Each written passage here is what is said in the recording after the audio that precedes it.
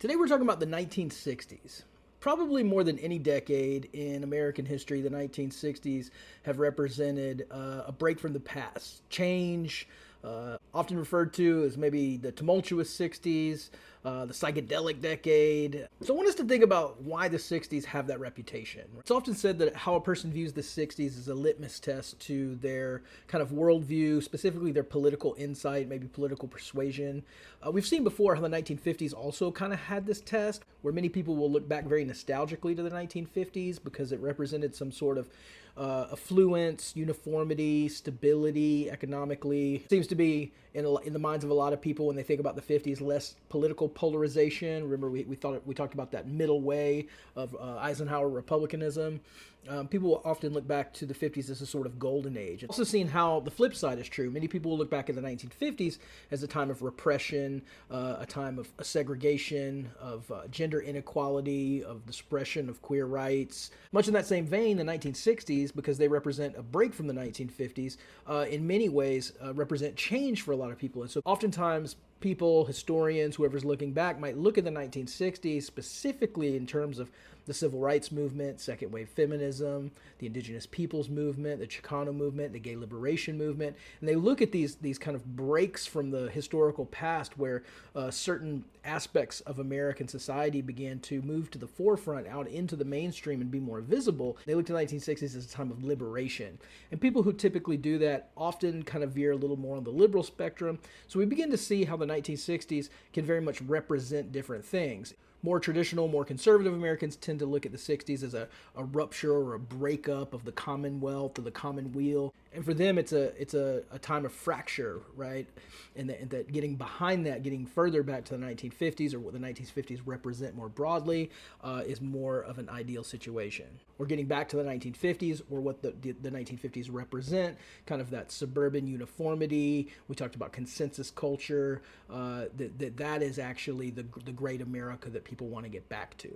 So we want to make the argument that wherever you fall on that perspective, if you look back at the 1950s as more of an idyllic golden age time, or if you look at the 60s as a time of change that ended up ensuring equality and access to liberation to more Americans than had previously been experienced. So if we think about the political polarization that defines our country now and has for the past half century, we can see how it really has its roots in this very historical, very monumental decade. One of the major ways in which the 1960s are seen as a break from what came before is it's really seen as a period of time where the youth of the nation began to move to the forefront and to be able to spearhead social change, not just on the grassroots ground level, but also in politics as well. We really began to see a focus on how there needs to be a new generation to make a radical shift from the traditions of the past. We often associate this with, the civil rights movement, hippies, gay liberation, the various movements, feminism that come out of the 60s, but this kind of move towards a younger ethos in America even affected the executive branch. So if we think about JFK, John F. Kennedy, who is the president from 61 to 63, we really see him as kind of embodying this kind of youthful ethos too, right? He's young, he's handsome, he's charismatic, he's a Catholic, right? So think about the longer history of that. Catholics in American history have typically been persecuted or pushed to the side, where Protestant Christianity has really kind of held mainstream power or sway, as we've seen. So in many ways, Kennedy benefited from this shift that begins to happen during the Cold War, where there begins to be an opening up to Jewish Americans, Catholic Americans, right? Anyone that's coming from that Judeo-Christian kind of heritage is going to be to have a greater access to the mainstream. And so Kennedy being the first Catholic president is a very significant step in American history. He's going to be very modern in the sense that he's going to be the first to hold TV press conferences. And one of those is where we see that very famous line that Kennedy's associated: "Ask not what your country can do for you, but what you can do for your country." So I want us to think about what Kennedy represents in the minds of many Americans. And, one of the things that he really represents is this kind of youthful charisma of a new era. Another significant point that we want to make is the civil rights movement is what is going to drive much of the social change that happens in the mid-century. The Chicano movement, indigenous peoples movement, feminism, gay liberation, many of these movements which will fall under that larger umbrella, which often gets referred to as identity politics. I I want us to think about how the civil rights movement laid the central groundwork for those other liberation movements who ended up coming in and borrowing tactics, methods, and ideas from the civil rights movement. And so I want us to start by understanding how the executive branch moving into the 60s approached civil rights, and Kennedy really is at the forefront of that. We think about Kennedy's civil rights legacy, it's a little bit ambiguous, and there's a couple of reasons for that. And one are some significant geopolitical things that happened, very Cold War events that happened in the early 60s that divert his attention from civil rights, and then we will see by 63 he comes back in and cannot ignore that any longer. So to understand that diversion, we have to understand the threat that Cuba posed to the U.S. In the early 60s. So in 1959, Fidel Castro led a Cuban revolution that ended up overthrowing the government there and instilling a communist regime. The CIA intel on that revolution was that it was not popularly supported and that it could be undone. Now, if you remember the larger context of the U.S. fear and anxiety that communism is going to spread and eventually envelop other third world countries, emerging countries, countries that were not maybe open to the West or were critical of the U.S., we had this, paralyzing fear for the last 15 years at this point. And so the Cuban Revolution very much is going to exacerbate these fears, and we're going to see this, inability to contain communism and it coming literally, 90 miles off the coast of Florida as a serious threat to the United States. The CIA, believing that there wasn't a popular support for the Cuban Revolution, ends up taking Cuban expats that had come to America and to support them into going back into Cuba to hopefully get the support of people who are there who are not amiable to Castro and his leadership, and to overthrow that communist regime. Unfortunately for the U.S., there is not large-scale popular support for the overthrow of Castro at the time, and when these go in to do this, they are captured and they are killed, and this not only makes America look very bad in front of the international stage, but it also escalates tensions with Cuba very quickly.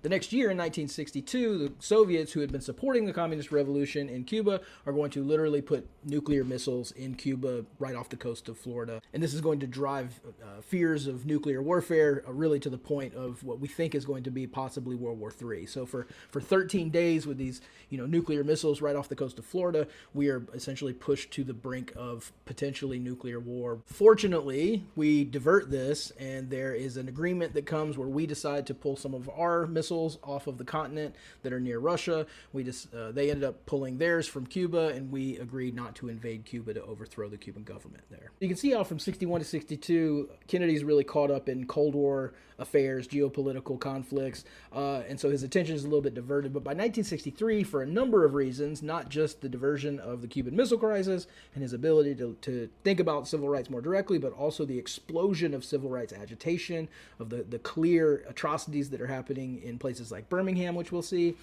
There is this push where Kennedy, who was a really, initially a little bit reluctant to use federal force to influence the civil rights movement or to back civil rights initiatives, is eventually going to not be able to look away any longer. And so you really begin to see him, he ends up supporting, orchestrating the civil rights bill. You can see the executive government begin to kind of come into line with things that we've already seen kind of emerging in the federal court, specifically if you think about Brown v. Board and that trajectory that we've already seen. Arguably, the civil rights movement goes all the way back to colonization in the 1600s. I mean, we could trace agitation or pushback against the injustices of slavery and exploitation all the way back to its beginning. We'd seen clearly that there had been, organization that begins to emerge. We saw what happened during Reconstruction, specifically radical Reconstruction, into the Progressive era. We think about W.E.B. Du Bois or Booker T. Washington. And then we had seen as how World War II pulled us out of the Great Depression. There was this explosion of war industries, and we saw how black labor in the North, specifically people like A. Philip Randolph, who will begin to agitate and say that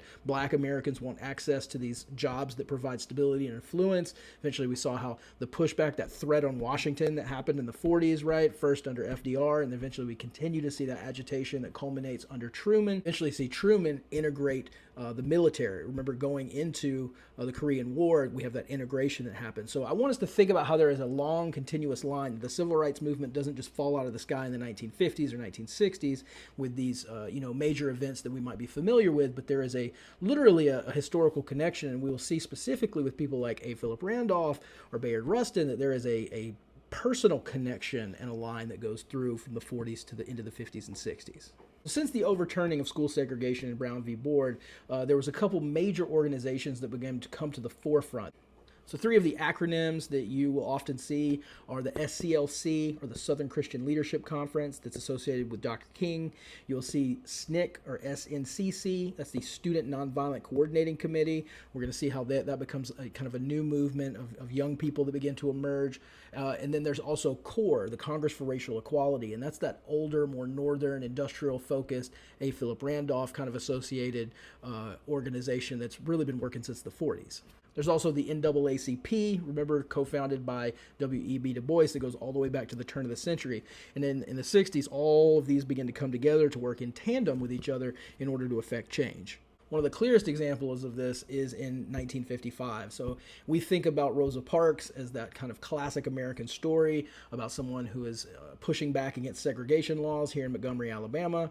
And I think, there's that old story where she's portrayed as just an old lady that was tired and been working and wouldn't get up.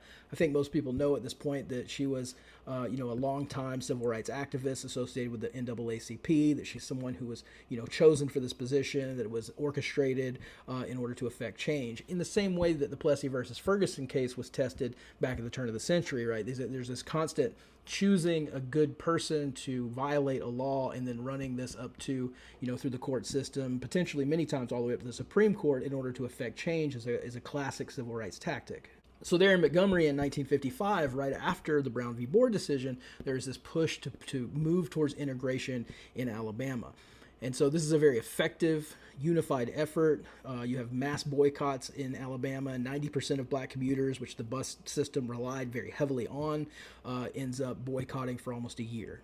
That is the context of Rosa Parks. This is also, the Montgomery Improvement Association comes out of this, and this is also going to catapult Martin Luther King to the forefront as he's elected head of the Montgomery Improvement Association, and then the Southern Christian Leadership Conference, which is his organization, ends up coming out of this as well. By 1960, we really see this push. And if you think of 1960, right, we have those Woolworth sit-ins that begin in Greensboro, North Carolina, where we have these young black college students that go into Woolworths. They sit at the white counter. You can see that, there's pictures of them being, having shakes poured over them, people yelling at them, right? It's this long, protracted, nonviolent conflict that happens that begins to be mimicked across the nation, right? So mass sit-ins begin to happen. By the end of 1960, there are like 70,000 people throughout the South that had taken part in these nonviolent sit-ins. Coming out of this, we see what's termed the freedom movement, right? And if we think about the freedom movement and these, kind of mass agitations against racial injustice that happen throughout the South and into the North, I really want us to think about how it is spearheaded many times by young black Americans, right? If you think of Ella Baker becoming very intricately involved in the Student Nonviolent Coordinating Committee, or you have people like Robert Moses, who literally just will come out and say, look, we can't count on adults anymore. The new youth, there has to be a break in method, a break in approach. The time is now.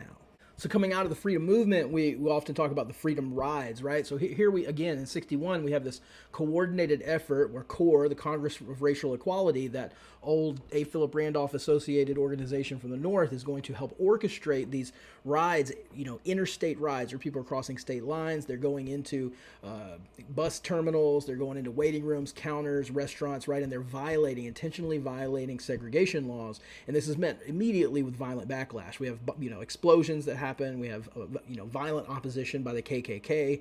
But what this is going to do is this is going to push federal involvement, right? Specifically because they're crossing state lines, and you end up having the Interstate Commerce Commission come in and integrate the bus system.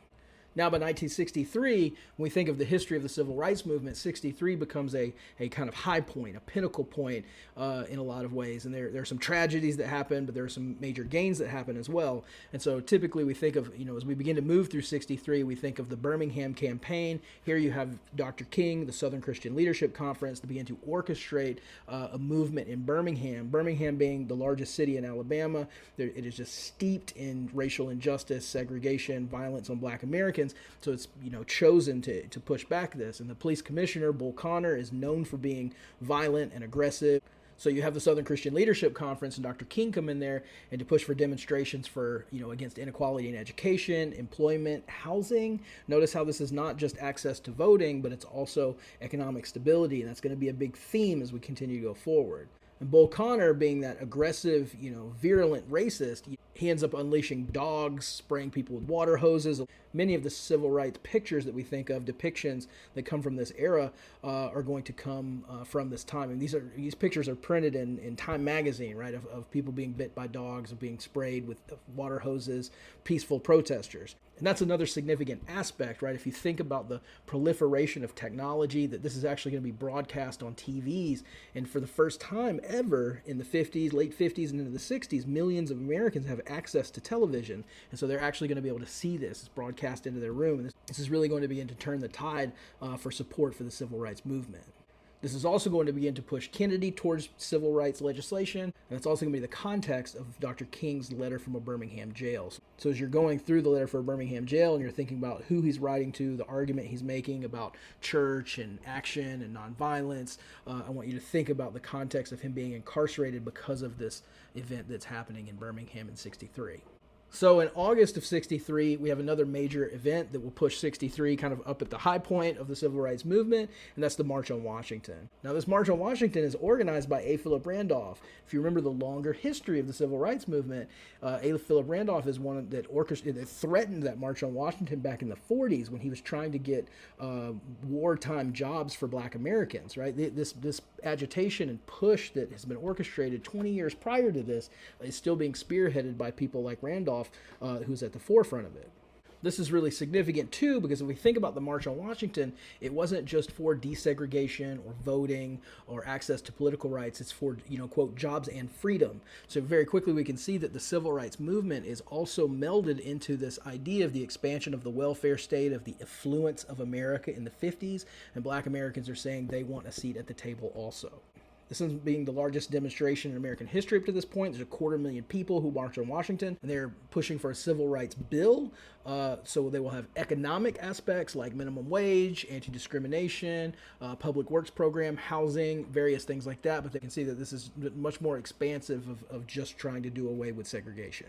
So the March on Washington in August, September the next month in '63, we have the bombing of the church in Birmingham. This kills 4 young Black children, injures almost 20 other people, right? This is seen as a tragic event. These events, the Birmingham campaign, the March on Washington, and then eventually this tragic event that happens in Birmingham in September, these all come together and begin to push Kennedy towards the civil rights movement. Fortunately, 2 months later, October 22nd, 1963, JFK is assassinated.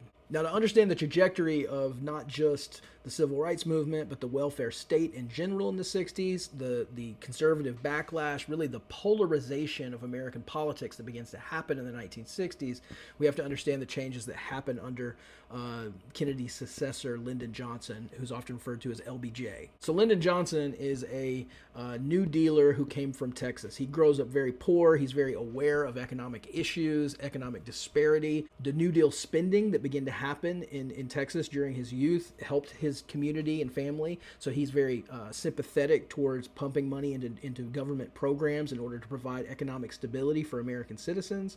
And so when Lyndon Johnson comes in, he's going to say, hey, look, we've talked about the Civil Rights Act for like a long time, but now it's time to actually do something. So he ends up using Kennedy's assassination to kind of ride that tide to push forth that Civil Rights Act that Kennedy had begun to support. The Civil Rights Act that gets passed in 1964 is a very pivotal moment. The Democratic Party had, over the past 20 years, begun to increasingly open itself to civil rights issues. We'd seen that FDR had signed anti-discrimination legislation having to do with the workplace, and then eventually there was the desegregation of the military. Many within the Democratic Party had been very uncomfortable for this. In the 1940s, there was kind of a movement away from the Democratic Party by kind of staid racists that had been in the party.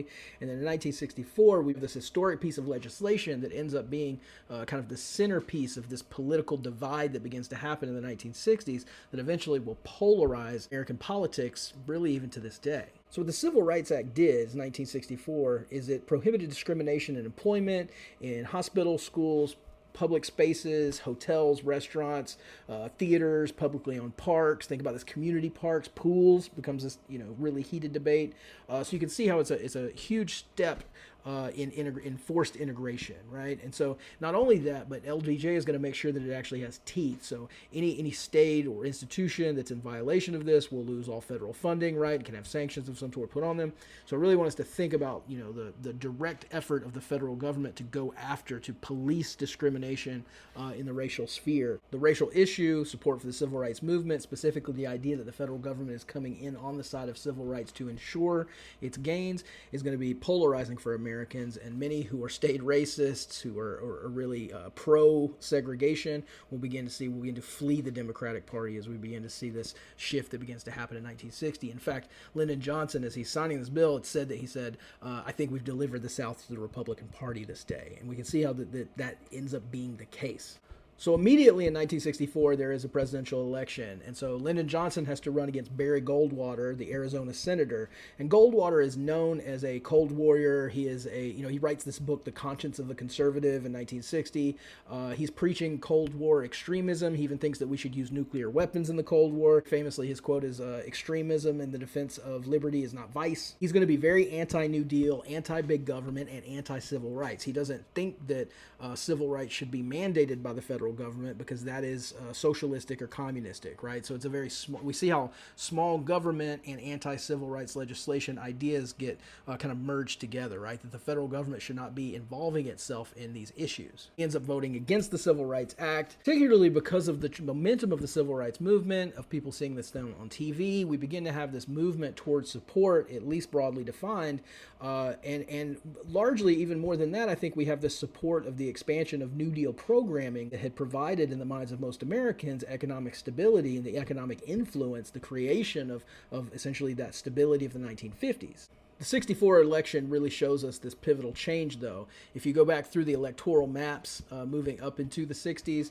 all throughout the 50s, the solid South, there was this holdover from really the 19th century, but even through the New Deal era where there was this support of the Democratic Party. If you look at the maps of, 52, 56, 60, there's this kind of solid block. Louisiana, Mississippi, Alabama, South Carolina, Georgia had all been Democratic. And after the signing, this conversation over civil rights, by the time we get to 64, this literally flips. And if you look at that map of 64, literally the whole country goes after Lyndon Johnson, except for Arizona, which is Goldwater's home state, and then that deep South, that Louisiana, Mississippi, Alabama, Georgia, South Carolina, really that South becomes that Republican stronghold, largely in reaction to Democratic support of the civil rights movement. So after Lyndon Johnson wins in a landslide in 64, he really begins to institute the expansion of New Deal programs, this extension of the New Deal welfare state that he thought was so integral to economic stability for American citizens. And in doing so, he institutes the most sweeping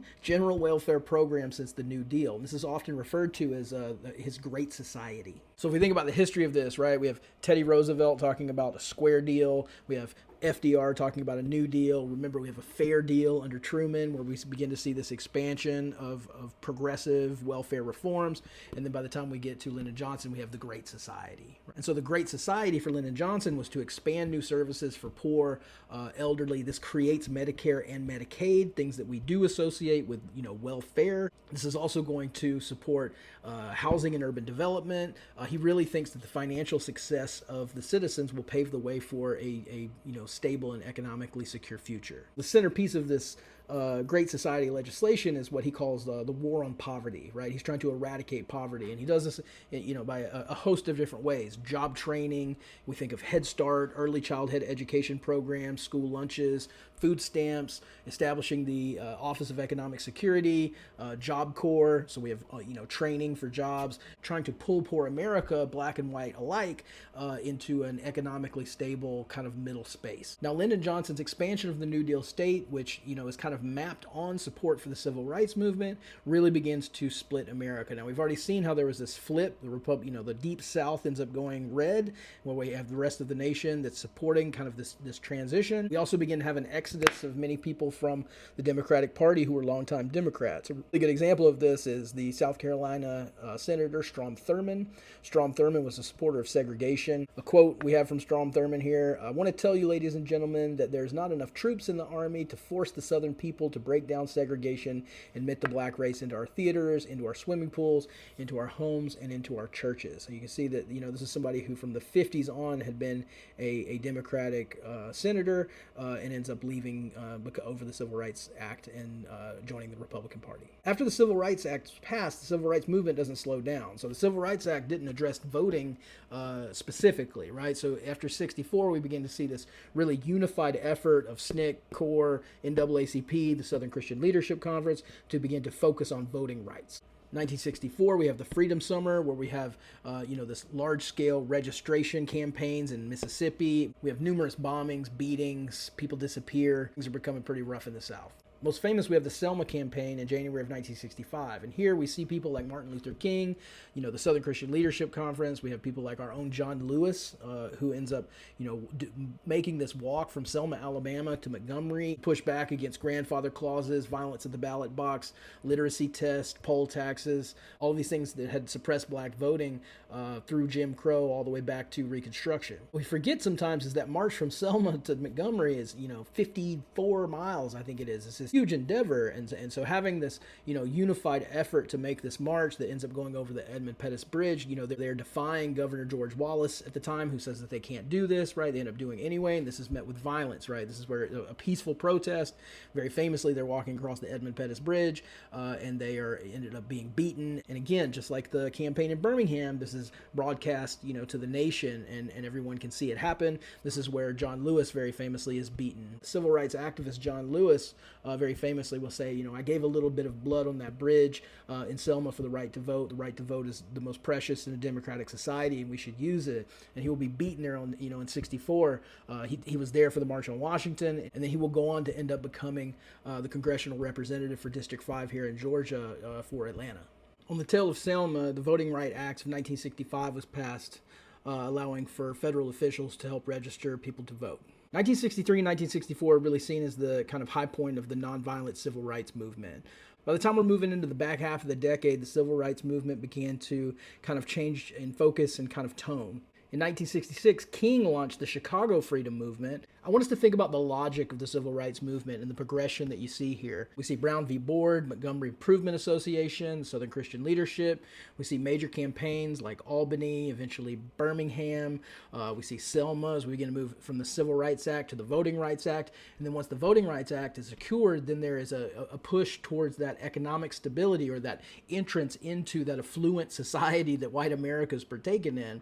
And so in 66, when King launches the Freedom Movement in Chicago, we really begin to see this push for open housing, quality education, transportation and job access, wealth generation, health, criminal justice, community development, tenement rights and quality. I mean, this is a much more holistic approach that's not just talking about, segregation and integration. That's not just talking about access to political rights, but is also talking about economic stability. There is also a radicalization of the civil rights movement that begins to happen.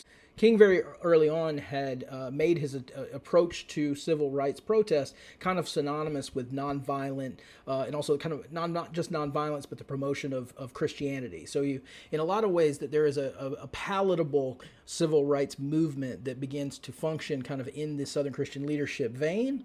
And eventually there are younger people who begin to come in, and they become disillusioned by the slow process of the civil rights movement. They become disillusioned by having to acclimate to white suburban America, or to become palatable or remain palatable to that large voting bloc, and you begin to see a radicalization. So if we think about kind of the emergence of black power in the second half of the decade, we think of figures like Malcolm X. Malcolm is going to come with a very different approach. So if we compare things like the "I Have a Dream" speech, Malcolm X definitely he comes in and he says, "I see an American nightmare." And with that approach, you have a critique, you have a criticism leveled against nonviolent protest, and against maybe even desegregation itself.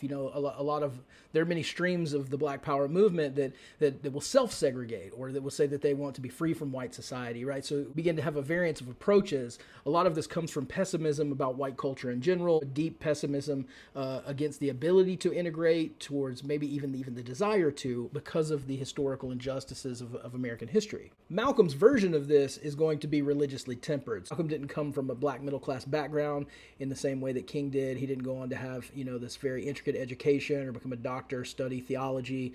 He wasn't, integrated into the Christian community in the same way. Malcolm X, was arrested young, ends up converting to the Nation of Islam in jail. The Nation of Islam, particularly, is taught by Elijah Muhammad, the Nation of Islam's founder, is going to have a very particular idea about the history of racial strife, about essentially the preeminence of black man as opposed to white, and how that had been subjugated. Very forthright about the demonization of white people, and very pessimistic about any future of positive integration. And so you can see that it's coming from a non-Christian, very religious temperament, and it's also aggressive towards the idea of integration early on.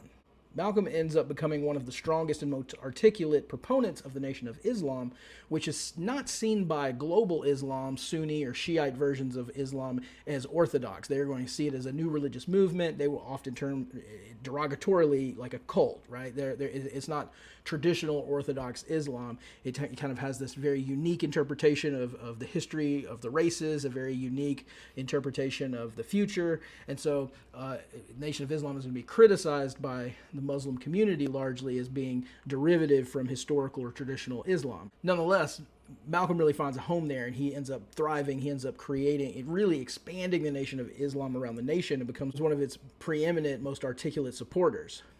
Eventually, he ends up seeing some things go on behind the scenes with Elijah Muhammad, especially as it relates to women, that he doesn't agree with. He ends up going on the Hajj, the trip to Mecca, and he ends up seeing that there are all kinds of races and people that come together in Mecca that Islam itself is a multicultural, multiracial manifestation. He ends up breaking from the Nation of Islam. After he does this, members of the Nation of Islam assassinate him in 1965. Many of the ideas that Malcolm becomes synonymous with, specifically the perpetuation of blackness, this standing up of black strength as opposed to capitulating to white America, really becomes to permeate many subsections of the civil rights movement. And so we even see this kind of push towards black power, of a more aggressive pushback against white mainstream America become central. And not just that, but the criticism of using nonviolent protest, that there is specific places and times in which the use of violence is justified, specifically in defense of communities. These ideas will become increasingly influential in many communities within the civil rights movement. We'll even see people like Stokely Carmichael, who are young leaders of this Student Nonviolent Coordinating Committee, end up moving in towards the black power, the more radicalized vein, and not shy away from perhaps the use of violence in the end. Probably the best example of this is the Black Panthers, founded by Huey Newton and Bobby Seale in Oakland, California. And the Black Panthers, founded the year after Malcolm X was assassinated, ends up really focusing on the black community, accepting the potential use of armed resistance against police forces, but they begin to be a community support group that really focuses on black sustainability, but they do not shy away from the use of militant force or armed violence. What I want us to think about is the trajectory of the civil rights movement. I want us to think about how there is a very articulate and intentional movement from segregation to access to civil rights, to voting rights, and eventually to economic stability. And it's really that last piece that is kind of left out. I want us to think about that last piece. If we think about the affluence, the stability that large swaths of white America experienced in the 1950s and coming into the 1960s, they're very successful, they're very stable, they have access to good education, good jobs, pensions, stability. I mean, that becomes kind of the gold standard of the American dream. And so what we have is black communities that begin to come out and say it's not just integration, it's not just civil rights or voting rights, but it's this access to economic stability that they want.